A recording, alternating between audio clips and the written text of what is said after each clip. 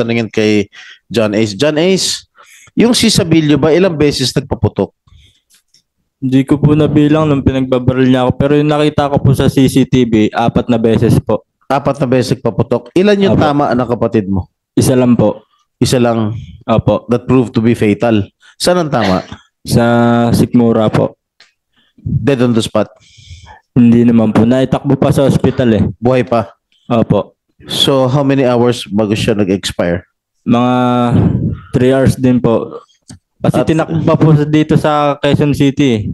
Sa SAB. Kaso naubusan po ng oxygen yung ambulance. Kaya po na... Wala kayong hospital sa Rodriguez? Meron po. Oh, Kaso wala pong gamit yung doktor. facilities.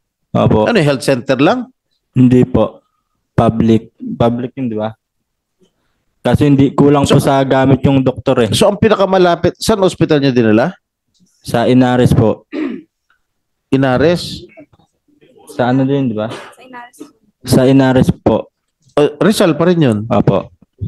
Tapos nilipat So, po how many sa minutes mula sa bahay ninyo? mga 30 minutes po. Walang traffic dahil madaling araw. Opo. Pero hindi rin nakayanan, namatay ka agad. Dahil sa tagal. Tumagal pa po dun sa sa Inares ng mahigit 1 oras pa po nag-antay doon kasi hold po eh. 1 oras pa kayo nag-antay sa Opo. ospital? Opo. Yung pasyente, Naghihingalo na matter po. of life and death. Ba't nagkaganon? Pinahold po ng hospital Kaya kasi nga ako nagtaka, kung isang bala lang na inimim pa dito sa tiyan tumama, kung walang major organ na tinamaan, kung intestine lang, opo. malaking chance yun mabuhay pa eh. Tsaka bata pa. Oo. Malakas pa, malakas pa na-autopsy ba mag-survive ito? yung bata. Na-autopsy? Hindi.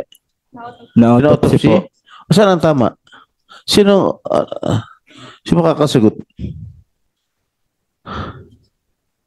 That time, sir, medyo malapit lang ako sa tiyan. Malapit sa heart? Sa Atay? Saan? tiyan po. Oo nga, sa tiyan. Ano yung vital organ na tinamaan that proved to be fatal? Yung result. Sir, baka Your Honor. baka mag-extend yung investigation natin from PNP to DOH na naman, ha? Papunta tayo sa hospital ito, bakit namatay Sir, yung bata? Sir, Yes, Your go ahead. Honor, I'm Dr. Carpio. It was brought to the NBI for NBI? autopsy. Doktor ko kaya, doktor? Yes, sir. Okay. Medical legal? Yes, sir. Abogado rin kayo, hindi? Di naman po, sir. Hindi ka medical legal.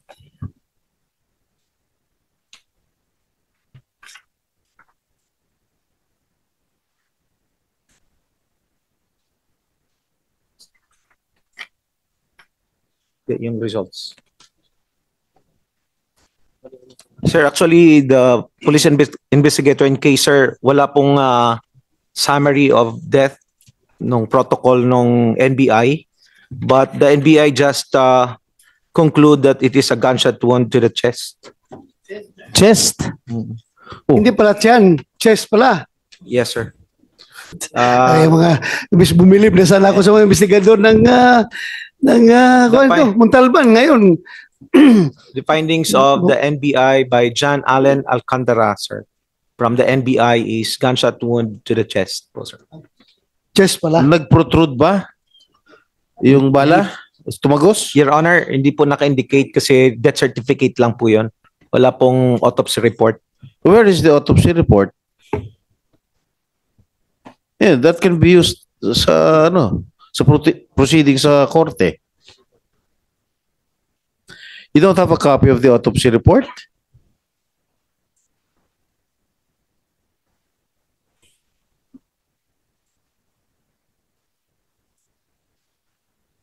You're raising your hand.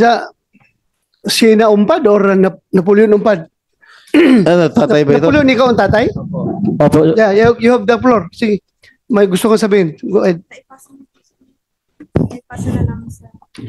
Yung autopsy result po, naipasa na po doon sa RTC ng San Mateo sa branch 174. Okay, nabasa mo ba yung autopsy report, Napoleon? Nahirapan din ako umintindi, sir. Hindi naman, wala naman akong Okay. pinag-aralan. Okay, naintindihan namin. Hindi, explain mo, meron ba kayong copy ng autopsy report?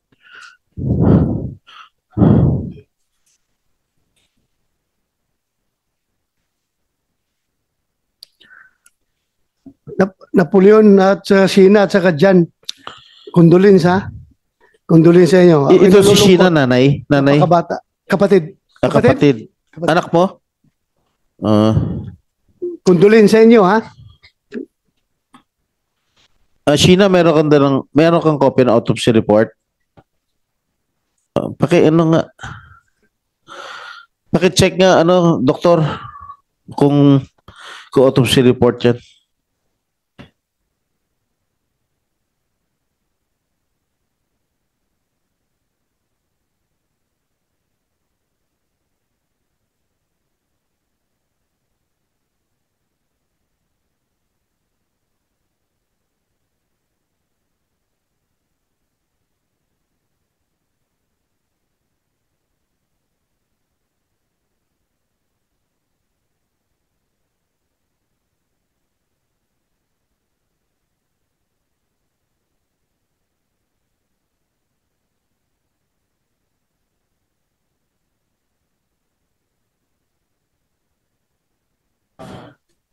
Wala siyang dala.